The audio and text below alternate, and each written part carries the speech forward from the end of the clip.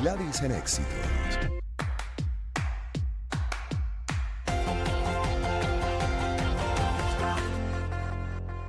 En esta primera parte vamos a revisar las elecciones del Parlamento Europeo, por qué son importantes, qué es lo que se elige, se estima ya el periodo justamente de este proceso entre el 6 y el 9 de junio. De sus resultados saldrán los 720 eurodiputados que representarán alrededor de 400 millones de personas y van a definir las políticas para el conjunto de 27 países para los próximos 5 años. Pero bueno, en definitiva, en la práctica, cuán importante es el Parlamento Europeo, le consultamos a Aldo De Santis, consultor político, es profesor de la Universidad Camilo José Cela en Madrid, España. Profesor, ¿cómo está? Buenas tardes y bienvenido. Muchísimas gracias, Gladys. Encantado de estar contigo. Encantados nosotros de que pueda estar además para poner en contexto estas elecciones, cuán importantes son. Bueno, muy importante dado que estamos en un año hiperelectoral. Uy, sí. En este año hemos tenido elecciones, como ya sabemos, en El Salvador. Acaban de pasar las elecciones mexicanas con una victoria de Claudia Sheinbaum. Hay elecciones en Uruguay también. Obviamente hay elecciones en los Estados Unidos de América, el plato fuerte global. Hubo elecciones en la India, uno de los países más populosos del mundo.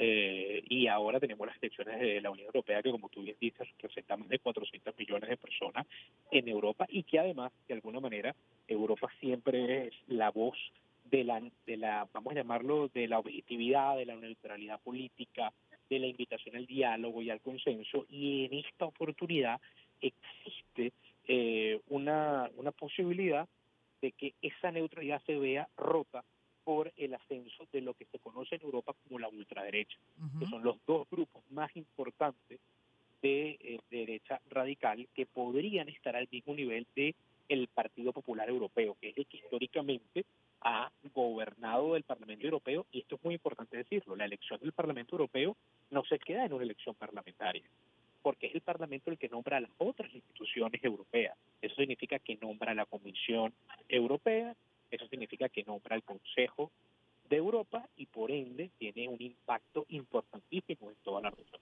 Claro, El porque Parlamento se elige para elegir todo el Ejecutivo Europeo. claro, y es un parlamento que también responde un poco a las tendencias, ¿no? Desde el punto de vista ideológico, en este caso del continente europeo, y cómo se alinea ese parlamento a los intereses particulares de cada país, porque si bien hay políticas generales, pues también hay políticas particulares de acuerdo a las necesidades de cada nación. ¿Cómo funcionan? ¿Cómo logran Eh, funcionar? Esto es una de las cosas que siempre ha sido un modelo de alguna manera envidiable para otras instituciones que intentan tener alguna réplica de esto, que es Ajá. que Europa trata de no amoldar al resto de los países a lo que es Europa, sino tener puntos de consenso. Fíjate que una de las cosas que se logra en Europa es que las decisiones se tienen que tomar por unanimidad. Imagínate la complejidad de hablar de unanimidad entre todos los miembros de el Consejo de Europa. Pero en el Parlamento, que las decisiones sí se toman por mayoría, es muy importante los grupos partidistas. Y los grupos no se hacen por país, sino por ideologías, que van desde el espectro más pequeño en Europa, que es la extrema izquierda, hasta el espectro más amplio, que históricamente ha sido la centro-derecha. Siempre la centro-derecha y la centro-izquierda han sido los grupos más amplios. Y luego están los centristas, muy conocidos en Venezuela como el grupo de Renew, Mm. representados en España, que es el país de los países que tenía más importancia para nosotros en Europa, por obviamente los lazos culturales que nos atañen, que era el Partido Ciudadanos, pero que ahora está desaparecido. O sea, así como pasa esto en España, en el resto de Europa pasa similar. El grupo de centro, los liberales de centro se están reduciendo y el conflicto de polarización, así como lo vivimos en Venezuela y como se vive en Estados Unidos y como se vive en otros países, también Europa es reflejo de la polarización que existe hoy en el mundo. Y estas elecciones lo van a marcar de una manera categórica. Wow. Es más, es probable incluso que la centroderecha, antes de pactar con la derecha, pacte con la centroizquierda, porque lo que propone la derecha más extrema no es solamente disminuir a la Unión Europea, es que deje de existir.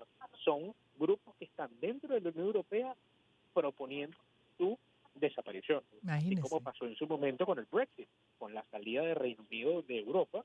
Ese grupo político existía todavía en la Unión Europea, ya no, porque Reino Unido ya no forma parte de la Unión y por ende ya no pueden elegir un diputado.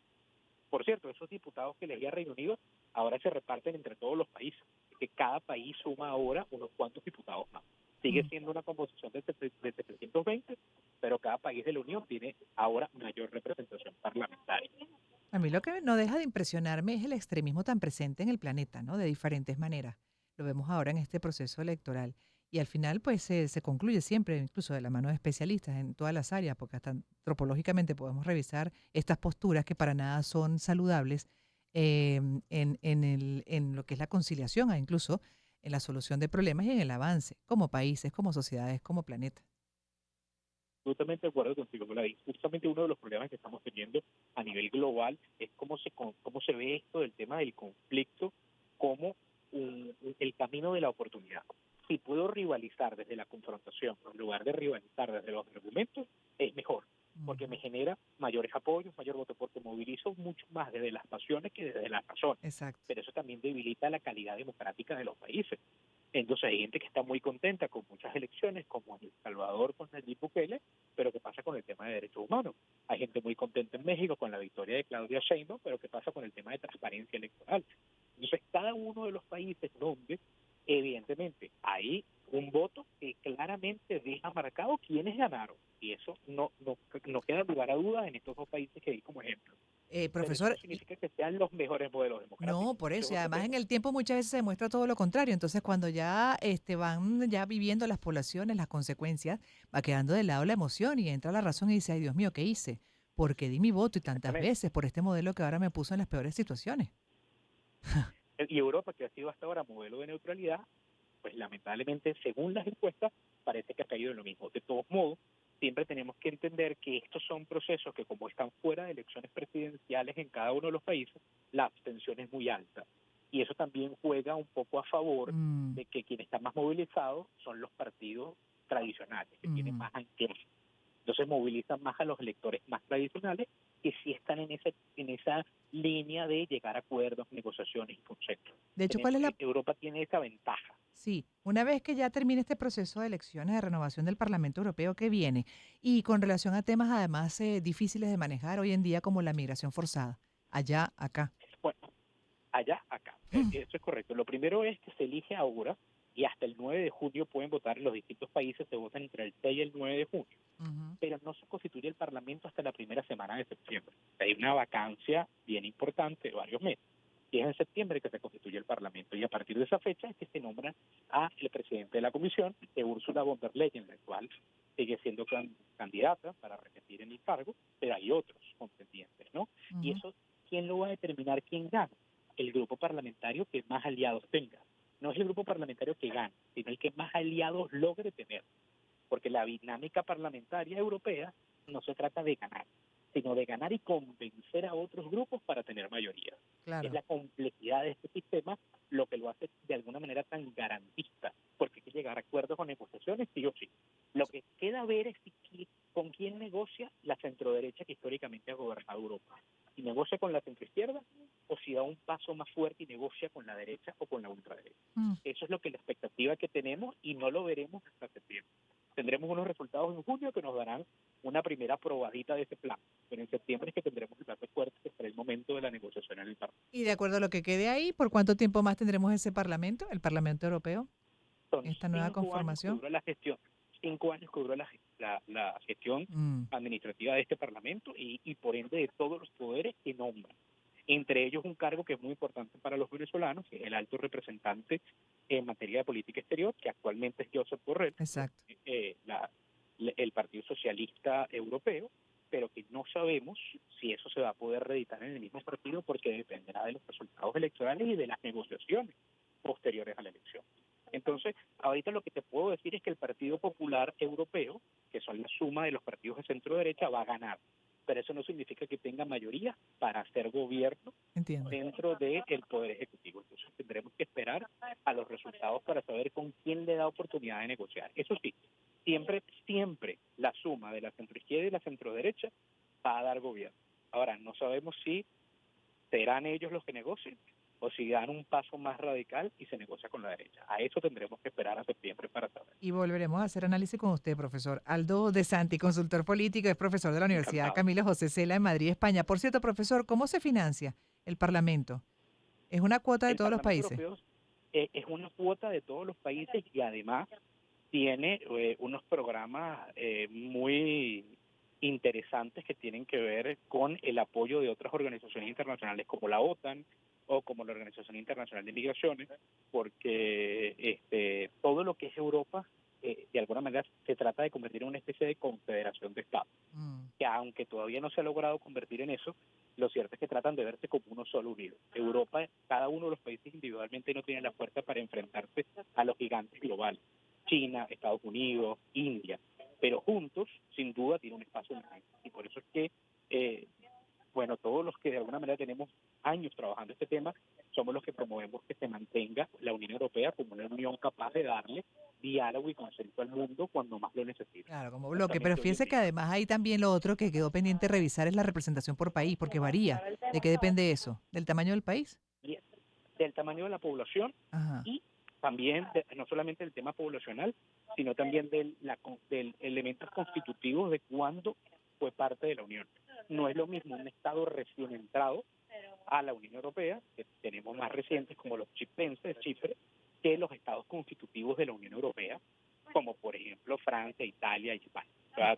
Cada uno de ellos tiene una representación que va principalmente por la cuota de habitantes y en segundo lugar por el año en Mm. que se incorporó a la Unión Europea. Pero eso le da ventaja a unos sobre otros, ¿no? Alemania con 96 parlamentarios, seguido de Francia con 81, Italia tendrá en esta legislatura 76, España 61, Polonia 53, Rumania 33, Países Bajos 31, Bélgica 22, Suecia 21, Hungría 21, Portugal 21, República Checa igual que Grecia, Austria baja 20, Bulgaria 17 y así llegamos a Luxemburgo con 6. ¿Eso no le da ventaja a uno sobre otro?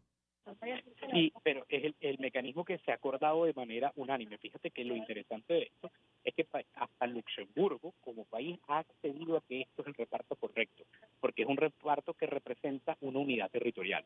Está basada en la cantidad de habitantes que tenemos, y entonces se ve Europa como una unidad en lugar de verlo individualmente como un país, porque los criterios que tomen para uno aplican para todos. Entiendo. ¿Ves?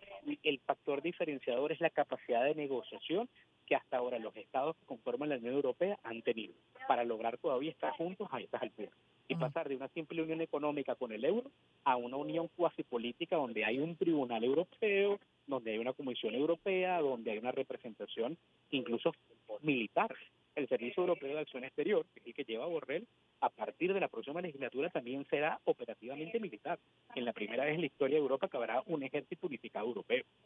Claro. Entonces, imagínate el nivel de acuerdo y negociación que hay para llegar a esos criterios en los distintos países. Wow. Si no hubiese esas ganas de ser fuerte para enfrentarse, como te digo, a los grandes globales, esto no sería posible. Entonces, Seguramente ahora es con una esta, necesidad del mundo. sí, más ahora, ¿no? En los últimos años que se ha evidenciado, así Y es, más lo vulnerables ahora que el pueden ser. conflicto Rusia-Ucrania, el Sí. conflicto palestino-israelí y cualquier otro conflicto que lamentablemente pueda aparecer en cualquier momento. De hecho, Europa es necesaria para mantener esa neutralidad, esa capacidad de negociación más que neutralidad, esa capacidad de diálogo y negociación. estaba leyendo recientemente, no sé hasta qué punto es cierto o no, y me gustaría que si es posible, Michi, lo buscaras ahí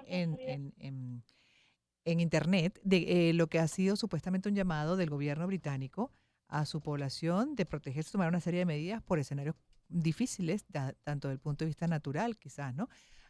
Climático, como también puede ser desde el punto de vista hasta de guerras para los próximos meses, años, a corto, mediano plazo. Esa información la maneja usted, profesor Aldo. En efecto, es así, incluso la campaña del Partido Laborista, que te puedo asegurar, las elecciones, por cierto, en Reino Unido son el mes que viene, Ujú, el primer ministro convocó elecciones extraordinarias fuera de ujú. plazo, y el Partido Laborista va a dar será una contundente victoria. El Partido Laborista es el partido de centro-izquierda de Reino Unido, y aún así, siendo un partido de centro-izquierda, que usualmente son partidos que se abocan más al tema de negociación y conversación, incluso cercanía a Rusia, aún así advierten de una posible amenaza para Europa. Ujú. Entonces, esto sin duda hace una advertencia general para todos los países europeos que hay que hacer un llamado inmediato a el cese de las acciones de conflicto para evitar un escenario futuro que esperemos no llegue. Sí, a mí eso me asustó porque además están convocando a la población a que tenga recursos a la mano para cualquier eventualidad, hasta comida, ¿no? Pues, una cantidad de medidas que me llamaron poderosamente la atención y por eso se lo comparto. No sé si las tienes ahí a la mano. Dice acá el artículo que me estaba permitiendo que les lea Mitch, que lo consiguió específicamente de Noticias Telemundo, entre otros medios que reseñaron esto. El gobierno del Reino Unido ha lanzado una campaña, esto fue publicado el 24 de mayo, que insta a los ciudadanos a prepararse para posibles catástrofes, entre las que se incluyen pandemias, ciberataques y, en casos extremos, ataques nucleares. Esta iniciativa, liderada por el viceprimer ministro Oliver Dowden, tiene como objetivo principal fomentar la creación de kits de supervivencia para garantizar que la población pueda subsistir durante un periodo o periodos prolongados sin acceso a servicios básicos. ¡Qué miedo, profesor! Pero aún así, aunque el escenario ciertamente no pinta bien, en la historia reciente, y reciente no es poco, estoy hablando prácticamente de los últimos 80 años, o sea, casi 80 años después de la Segunda Guerra Mundial, hemos estado en 3 momentos históricos al borde de un conflicto armado en Europa otra vez. Como pasó con la caída del muro de Berlín, se redujo ese conflicto, la ruta y la competencia espacial redujo ese nivel de conflicto, y luego los ataques terroristas posteriores a la caída de las Torres Gemelas también aumentó ese conflicto y luego se volvió a reducir. Creo que estamos en esa misma línea, estamos en un pico de conflicto por los conflictos, las situaciones armadas que se vinieron a dar entre Ucrania y Rusia y el conflicto palestino-israelí, pero creo que esto es más preventivo que realmente de alerta.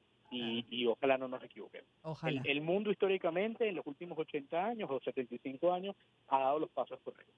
En el momento más crítico se ha reducido la presión. Esperemos que volvamos a tomar las decisiones correctas y que vuelvan a tomar las decisiones correctas los que están en el medio. Amén, su palabra vaya adelante, pero además siempre se ha sugerido, y es así, especialistas en la materia, tanto en lo que son efectos de fenómenos naturales o también de algún tipo de situación irregular, han recomendado tener en casa los kits de supervivencia. Lo que pasa es que a uno se le va olvidando, pero eso es una recomendación desde siempre.